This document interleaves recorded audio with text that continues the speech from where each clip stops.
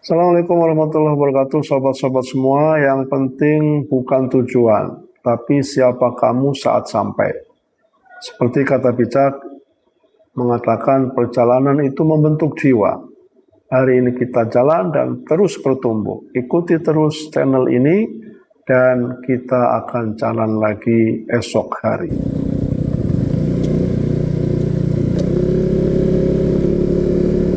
Perintah Kaisar Naga bab 6296-6297. Tapi, kau, Yun Kuan mengerutkan kening dengan cemas. Kekuatan kekacauan milikku bisa melahap segala jenis energi, termasuk api surgawi ini, ujar Dev tenang. Lubang api surgawi ini tidak seberbahaya yang Anda bayangkan bagiku. Namun, ada hal yang tidak ia ungkapkan, benih api murni di dalam tubuhnya justru sedang bergejolak, mendamba untuk melahap api surgawi tersebut. Itu adalah kekuatan api yang telah ia kumpulkan sejak masih di dunia asalnya, yang selama ini tertidur lelap di dalam darahnya. Begitu hawa panas dari lubang api itu menyentuh indranya, ia bisa merasakan benih api itu bergetar hebat. Ada rasa gembira, ada rasa lapar yang luar biasa. Yun Kuan menatap mata Dev cukup lama untuk mencari keraguan, namun ia tidak menemukannya. Tuan Chen, apakah Anda yakin? Dev mengangguk pasti. Baiklah, Yun Kuan tidak lagi membujuk. Kami akan menunggumu di luar. Batasnya adalah waktu yang dibutuhkan sebatang dupa untuk habis terbakar. Jika dalam waktu itu kau belum keluar, kami semua akan merangsek masuk. Dev tersenyum tipis. Kesepakatan yang bagus. Sesaat kemudian, Yun Kuan memimpin 300 prajurit kaum hantu menuju wilayah timur pegunungan arwah. Dev menggendong si kecil Yu dan menyerahkannya kepada seorang wanita tua. Yu, paman pergi sebentar ya. Aku akan segera kembali. Yu menarik ujung baju Dev, tak mau melepaskannya. Paman Chen bohong. Mereka bilang lubang api surgawi sangat berbahaya, siapapun yang masuk takkan pernah kembali. Dev berjongkok dan menatap matanya dalam-dalam. Yu, apa kau percaya pada paman? Gadis kecil itu mengangguk pelan. Kalau begitu paman berjanji, paman pasti kembali. Saat aku kembali nanti, aku akan menceritakan banyak dongeng untukmu. Yu ragu sejenak, sebelum akhirnya melepaskan genggamannya. Paman harus janji. Aku janji. Dev berdiri dan segera menyusul rombongan. Di belakangnya, Yu berdiri di gerbang kota sambil memeluk bonekanya, menatap punggung Dev yang perlahan menghilang di telan kabut hitam. Lubang api surgawi terletak di ujung timur pegunungan, sekitar setengah hari perjalanan dari negeri rembulan. Yun Kuan memimpin pasukannya menembus hutan dan celah gunung dengan kecepatan tinggi. Wajahnya semakin tegang karena ia bisa merasakan aura Yun Si yang semakin melemah. Cepat, lebih cepat lagi, serunya. Para prajurit kaum hantu mengertakkan gigi, mengerahkan seluruh tenaga untuk berlari. Hingga akhirnya, setelah melewati puncak gunung terakhir, pemandangan lubang api surgawi terhampar di depan mata. Napas Dev seolah terhenti sesaat. Itu bukan sekadar lubang, itu adalah lautan. Lautan yang terbuat dari api. Api merah membara bergulung, berkobar, dan meraung di dasar lubang raksasa yang membentang ratusan mil. Suhu panasnya begitu ekstrim hingga Dev, yang berdiri bermil-mil jauhnya di atas tebing, masih bisa merasakan hawa panas yang menyengat kulit. Warna apinya terus berubah, merah, jingga, kuning keemasan, hingga biru tua, setiap warna mewakili tingkat panas yang berbeda. Di pusat lubang, apinya telah berubah menjadi putih bening yang hampir transparan, warna yang menunjukkan suhu sangat tinggi hingga cahaya di sekitarnya tampak terdistorsi. Di tengah lautan api itu, tampak makhluk-makhluk berenang dengan bebas. Itulah monster api surgawi. Tubuh mereka terbentuk dari api dengan wujud yang beragam, ada yang menyerupai naga, harimau, burung, hingga ikan. Mereka bergerak di sela-sela kobaran api sambil mengeluarkan raungan rendah yang membuat tebing tempat mereka berdiri bergetar. Di area pinggiran yang mendekati sisi utara, pada sebuah pelataran batu yang menjorok, Dev melihat dua sosok yang dikenalnya. Yun Si dan Jiang Suelan. Mereka bersandar pada bongkahan batu besar, dikelilingi oleh kubah pelindung berwarna biru es. Itulah perisai kekuatan Dewa Es milik Jiang Suelan. Perisai itu terus mencair akibat panasnya api, dan Jiang Suelan harus terus mengalirkan energinya untuk mempertahankannya. Yun Si bersandar pada Jiang Suelan dengan tubuh bersimbah darah. Lengan kirinya terkulai lemas, sementara pedang hitamnya tertancap di tanah dengan bilah yang penuh retakan. Di depan mereka, sekawanan monster api, setidaknya 20 ekor, sedang mengepung, menghantamkan tubuh mereka dan menyemburkan api ke perisai es tersebut. Retakan kecil mulai merayapi kubah es itu, siap hancur kapan saja. Sier, suara Yun Kuan bergetar hebat. Ia menatap Dev dengan tatapan memohon yang sangat dalam. Dev tidak membalas dengan kata-kata. Ia mengangkat tangan, memusatkan kekuatan ungu di telapaknya. Kemudian, dengan satu dorongan lembut, ia memukul pundak Yun Kuan, mendorong pria itu kembali ke posisi aman di atas tebing. "Tunggu di sini," ucap Dev pendek. Lalu, ia melompat turun menuju lubang api surgawi. Seberkas cahaya ungu meluncur deras membelah udara. Dev tidak mencabut pedangnya demi menjaga keutuhan senjatanya itu, ia hanya mengepalkan tinju yang dilapisi energi ungu, lalu menghantamkannya ke depan. Monster api pertama menerjang, sekor harimau raksasa yang membara. Saat ia membuka mulut untuk menerkam, tinju Dev menghantam kepalanya. Energi ungu beradu dengan api surgawi, menciptakan ledakan cahaya yang menyilaukan. Kepala monster itu seketika hancur lebur ditelan kekuatan kekacauan, berubah menjadi percikan api yang beterbangan. Belum sempat bangkit, monster kedua dan ketiga sudah menyerangnya. Dev tidak mundur selangkah pun. Tinju-tinjunya menghujam bagai badai, masing-masing membawa daya serap energi yang luar biasa. Di hadapan kekuatan Dev, monster-monster itu seolah hanya terbuat dari kertas, hancur satu demi satu. Namun, jumlah mereka terlalu banyak. Mereka terus berdatangan dari segala penjuru seolah tak ada habisnya. Luka mulai muncul di tubuh Dev, cakar monster menggores lengannya, taring mereka merobek bahunya, dan ekor mereka menghantam punggungnya. Darah keemasan menetes, namun langsung menguap menjadi kabut emas karena panasnya api. Dev tetap merangsek maju, matanya tertuju pada pelataran batu itu. Yunxi yang merasakan sesuatu, mengangkat wajahnya dan melihat cahaya ungu yang mendekat. Matanya berkaca-kaca. "Dev," bisiknya lirih. Jiang Suelan juga mendongak. Melihat cahaya ungu yang semakin dekat, sudut bibirnya sedikit terangkat. Dia datang. Saat Dev berada 100 depa dari pelataran, muncullah monster api terbesar. Ukurannya 10 kali lipat dari yang lain, dengan tubuh putih transparan yang menyilaukan. Wujudnya menyerupai naga dengan dua tanduk yang berkobar, dan matanya adalah dua lubang api yang sangat dalam. Aura yang dipancarkannya sangat dahsyat, kekuatan tingkat puncak yang melampaui monster lainnya.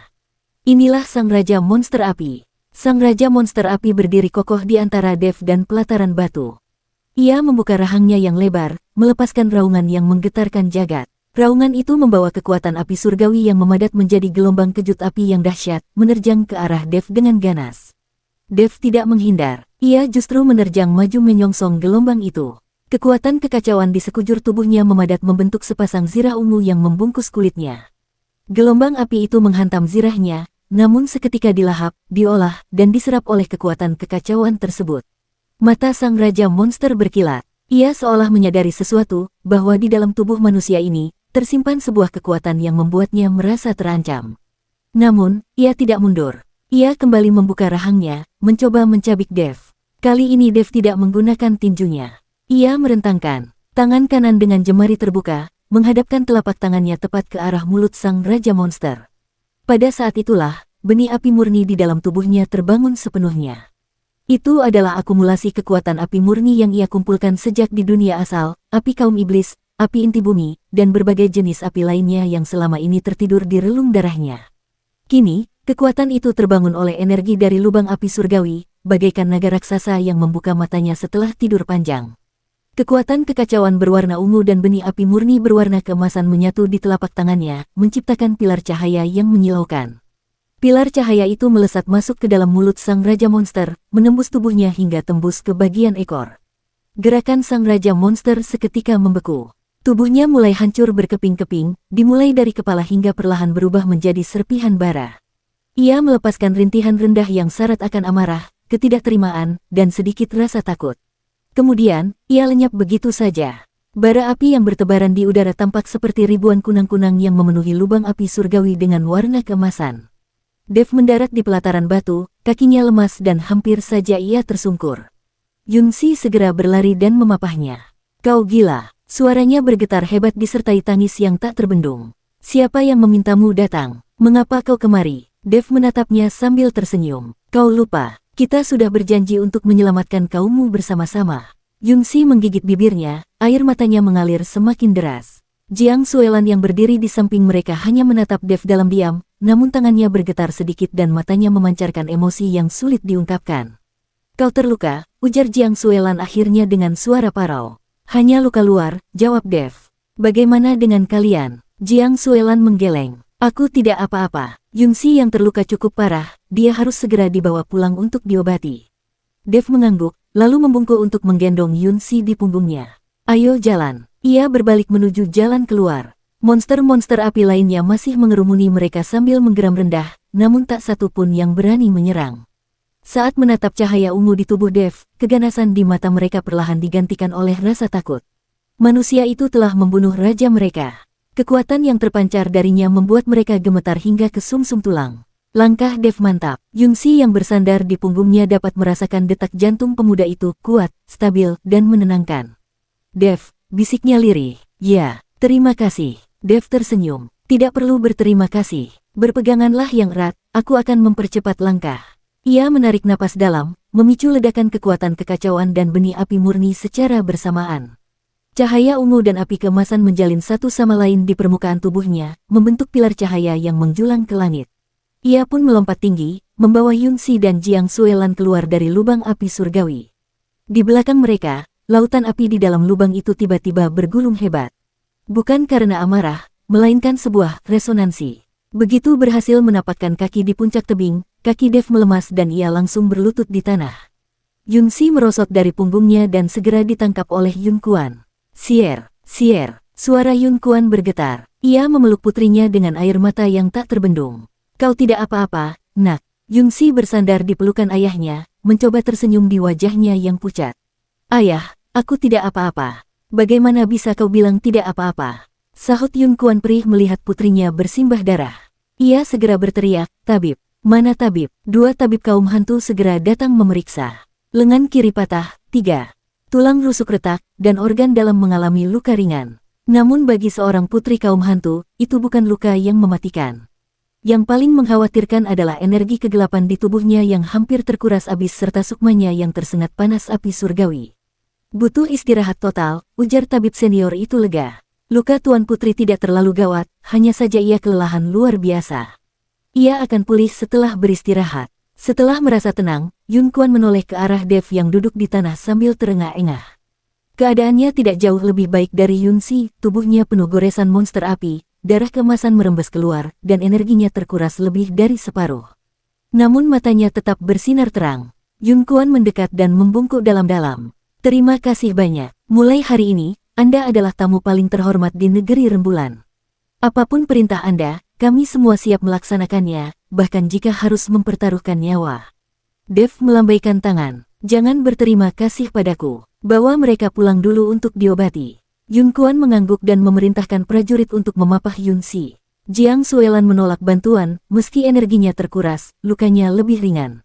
Ia berjalan menghampiri Dev dan menatapnya dari atas. Kau juga terluka. Hanya luka kecil, Dev terkekeh.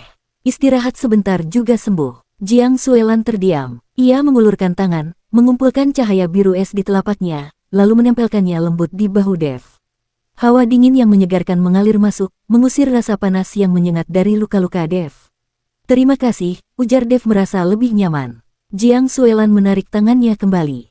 Kau berutang padaku. Hah, apa? Dev bingung. Kau berutang satu budi padaku, sahut Jiang Suelan dingin sambil berbalik menuju rombongan. Ingatlah untuk membalasnya nanti. Dev menatap punggungnya dengan perasaan geli sekaligus heran. Rombongan mulai bergerak pulang. Yunxi berada di barisan depan dengan Yun Kuan yang tak lepas menjaganya. Para prajurit kaum hantu mengelilingi mereka, ada yang bernyanyi, bersorak, bahkan menangis haru. Tuan Putri telah kembali. Suara mereka menggema di pegunungan. Dev berjalan di barisan paling belakang dengan langkah yang terasa agak berat. Bukan hanya karena letih, tapi karena ia merasa ada sesuatu yang sedang mengawasinya.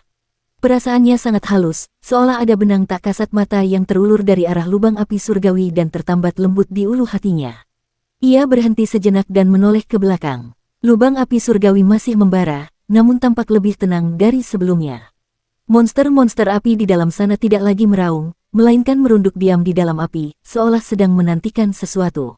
Mereka tidak mengejar, mereka hanya menunggu. Menunggu apa? Dev menggelengkan kepala, lalu berbalik menyusul rombongan. Namun jauh di dalam lubuk hatinya, ia tahu bahwa urusan ini belum benar-benar berakhir.